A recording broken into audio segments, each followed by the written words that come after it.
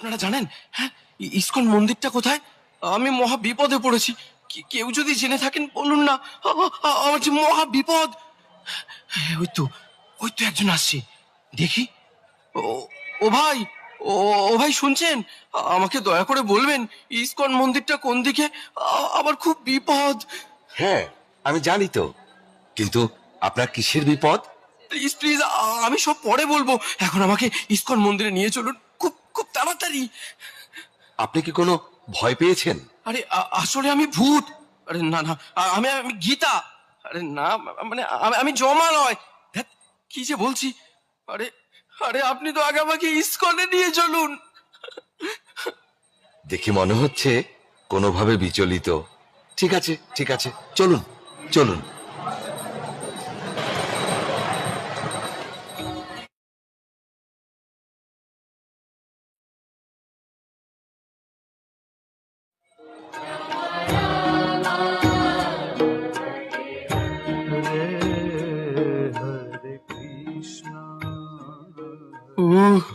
কি শান্তি পেলাম।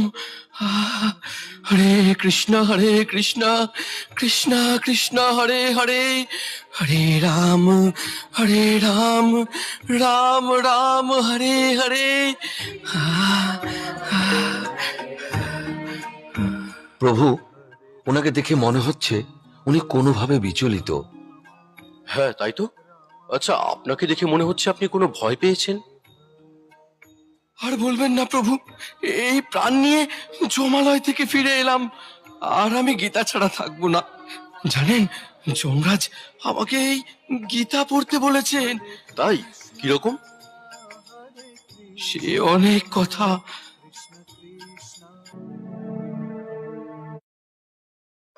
উনি গল্প বলে বলে ক্লাস করান, তাই আমার শুনতে খুব ভালো লাগে।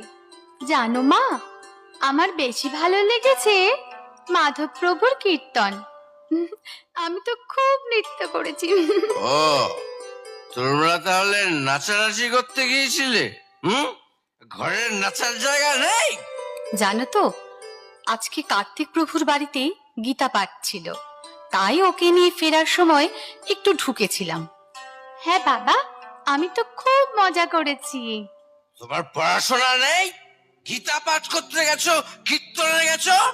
যাও, ভেতরে যাও। ওকে এভাবে বলছো কেন? আমরা কি রোজ যাই? আর রোজ গেলেও বা আমরা কি কোনো খারাপ কাজে যাচ্ছি? চুপ, একেবারে চুপ।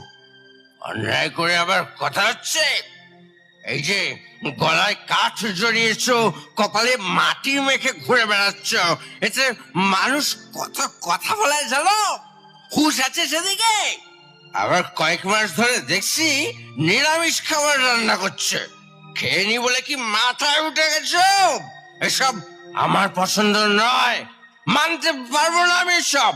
ও, মাছ মাংস করে দিতে পারি না বলে খারাপ হয়ে গেছি। নিরীহ প্রাণীদের হত্যা করে তাদের মাংস খেতে খুব আনন্দ লাগে। অন্য প্রাণীদের হত্যা করে আনন্দ করতে চাও? অন্যকে কষ্ট দিয়ে আরেকজনের কি করে সুখ হতে পারে? সাধু সঙ্গে গেছি বলে রাগ? বাচ্চাকে নিয়ে তোমার সঙ্গে সিরিয়াল দেখলে আর মদ খেলে ভালো হতো। দেখো, একটু বোঝার চেষ্টা করো। সমাজের এই ভয়ঙ্কর পরিস্থিতি থেকে যদি সন্তানকে সুস্থভাবে মানুষ করতে হয়, তাহলে এই যে ধর্মের পথ, শ্রীল প্রভুপাদের গীতা অবশ্যই অধ্যয়ন করতে হবে। হ্যাঁ গো, তুমিও গীতা পড়ো, তাহলে বুঝতে পারবে আমাদের জীবনের প্রকৃত উদ্দেশ্য কি। ব্যাস, অনেক হয়েছে। এই দেখো, এই তুমি যা করছো করো, আমাকে না বেশি জ্ঞান দিতে আসবে না, বুঝেছো?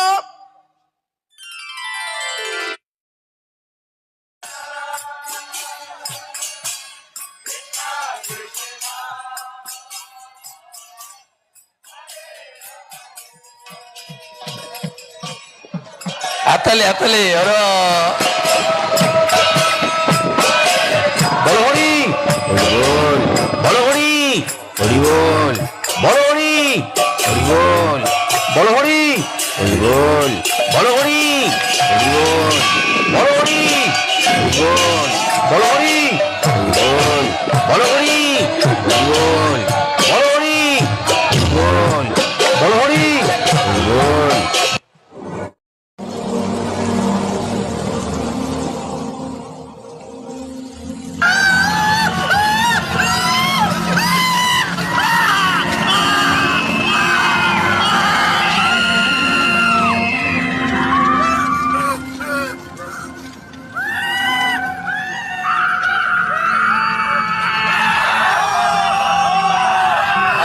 হাতালে হাতালে ওরে বাবা। এই তোমরা আমাকে কোথায় নিয়ে এসেছো? হ্যাঁ, ছাড়ো ছাড়ো আমাকে। হ্যাঁ, এই এদেরকে এভাবে কষ্ট দিচ্ছ কেন? হ্যাঁ, এই তোমরা তোমরা কে? আমাকে ছাড়ো, আমাকে ছাড়ো, আমি বাড়ি যাব। ওই চুপ করে দাঁড়া এখানে। পাপ করার সময় মনে ছিল না? ছেড়ে দাও। এখানে এখানে সব কি হচ্ছে? তোমরা তোমরা আমাকে কেন এনেছো? এখানে সবার কর্মফলের বিচার হচ্ছে। আর ওই যে দেখ, ওই যে ওখানে ওরা শাস্তি ভোগ করছে।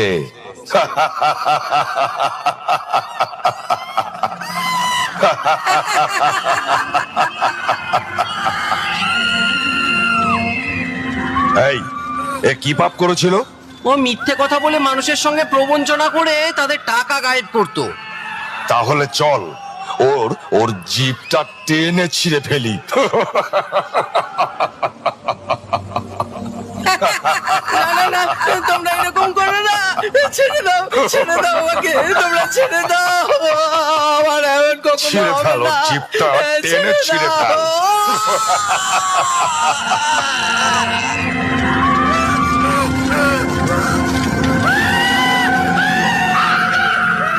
এর কি পাপ? এ জীব হত্যা করে তার মাংস খেত। তবে একে ধর, ওই গরম তেলের কড়াই আছে, সেখানে ফুটন্ত তেলে ফেলে দেই।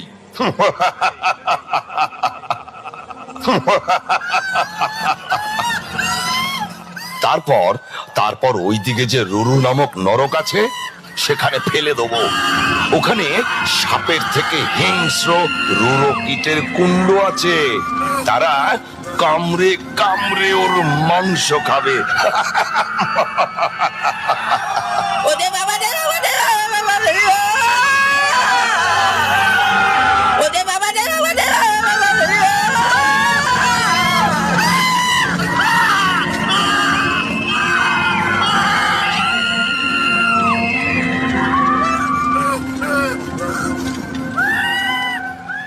এ কি পাপ করেছে?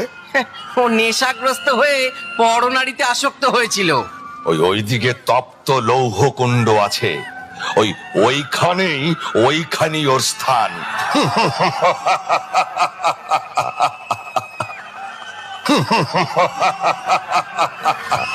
না না না না না না, আমাকে আমাকে আমাকে ছেড়ে দাও।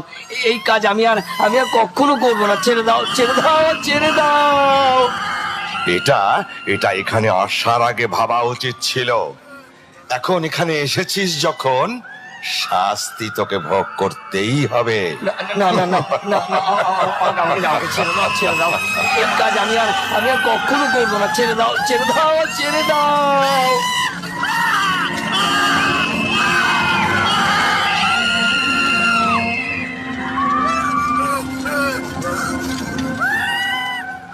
এর কি অবস্থা?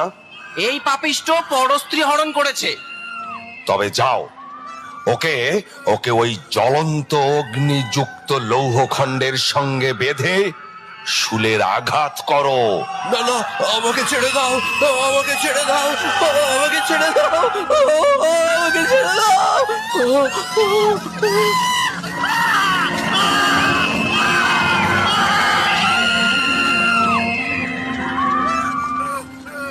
এ আবার কোন পাপিষ্ঠ? এ সমাজে গুরু সেজে ভণ্ডামি করত আর নিজের স্বার্থ সিদ্ধির জন্য বড় অঙ্কের টাকা আদায় করত। ওকে ওকে ওই নাগ পাশে বেঁধে শুলাঘাত করো।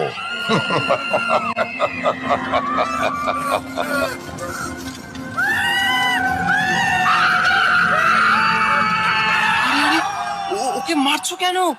ও যে আমাদের সুদাম কাকা। ও কাকা, এই তুমি তো কদিন আগে মারা গেলে, তবে এখানে কি করে আসলে? আমি পাপ কাজ করেছি রে, তাই আমার শাস্তি হচ্ছে। এই চল, তোর সময় হয়ে গেছে। আমাকে আমাকে তোমরা ছেড়ে দাও না আমাকে। তোমরা তো একজনকে ছাড়তে পারো। আমি আর কোনো পাপ কাজ করবো না। ছেড়ে দাও আমাকে, আমাকে ছেড়ে দাও। চল মহারাজের কাছে চল, তারপর ঠিক যেখানে যাওয়ার সেখানেই যাবি।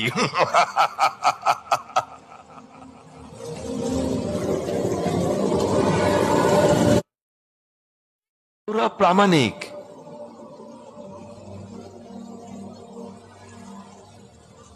আরে এর তো এখনো সময় হয়নি, তোমরা ঠিক করে কাজ করতে পারো না। ভুল মানুষকে নিয়ে এসেছে, শাস্তি তো এদেরকেই দিতে হয়। যাও, যেখানে ছিল সেখানে ফিরিয়ে দিয়েছো। উনি কে? উনি আমাদের মহারাজ। যে যেমন কর্ম করেন সেই অনুযায়ী তিনি তাদের শাস্তি প্রদান করেন। হে মহারাজ, আপনি অনেক দয়ালু মহারাজ। আমাকে আমাকে ছেড়ে দিন, আমি এসব সহ্য করতে পারবো না মহারাজ। আমাকে ছেড়ে দিন মহারাজ, আমাকে ছেড়ে দিন। আরে আরে কি করছো? তোমার শাস্তি দেরি আছে। এই যাও, ওকে মর্তলোকে পৌঁছে দাও। মহারাজ, আমার আমার একটা প্রশ্ন আছে। আমাকেও কি এইরকম শাস্তি পেতে হবে? হ্যাঁ, যে যেমন কর্ম করবে তার তেমনই শাস্তি হবে। মহারাজ, মহারাজ কি করলে এই সমস্ত শাস্তি ভোগ করতে হবে না বলুন না মহারাজ। আমি আপনার শরণাগত, আমাকে এই ভয়ঙ্কর যন্ত্রণা থেকে উদ্ধার করুন, উদ্ধার করুন। একটা উপায় আছে, তা যদি তুমি করতে পারো তাহলে শাস্তি তো দূরের কথা, এখানেই আসতে হবে না। বলুন মহারাজ, বলুন, আমাকে বলুন কি সে উপায়। মর্তধামে অভয়চরণ শ্রীল প্রভুপাদ নামে এক মহান ভক্তের লেখা শ্রীমদ্ ভাগবত গীতা যথাযথ গ্রন্থ আছে। তা অধ্যয়নের মাধ্যমে যদি তুমি তোমার জীবনকে কৃষ্ণ ভাবনাময় করে তুলতে পারো তাহলে আর এখানে আসতে হবে না। ছিল প্রভুপাদ? আমার স্ত্রীও তো ওনারই গীতা পড়ে, আমাকেও পড়তে বলে। তবে যাও, নিজের পরিবারের সঙ্গে কৃষ্ণ ভক্তির অনুশীলন করো। ঠিক আছে মহারাজ, আপনাকে আপনাকে অনেক অনেক ধন্যবাদ, অনেক ধন্যবাদ। বড়হরি বড়হরি বড়হরি বড়হরি বড়হরি বড়হরি বড়হরি বড়হরি বড়হরি বড়হরি বড়হরি বড়হরি।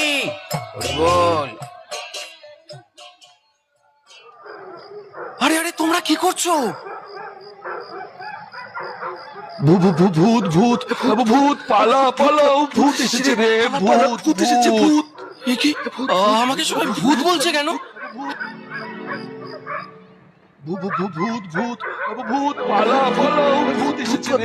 তুমি যেহেতু মারা গিয়েছিলে তাই সবাই তোমায় ভূত বলছে। এখন তুমি ইস্কনে যাও আর গীতা পড়ো। শুনলেন তো প্রভু, তাই এখন থেকে আমি গীতা ছাড়া এক মুহূর্ত থাকবো না।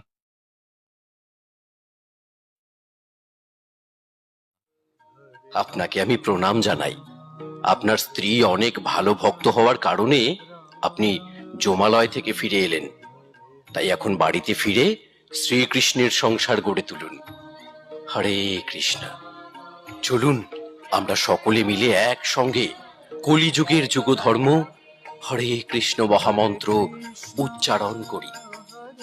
হরে কৃষ্ণ কৃষ্ণ কৃষ্ণ হরে হরে, হরে রাম রাম রাম হরে হরে।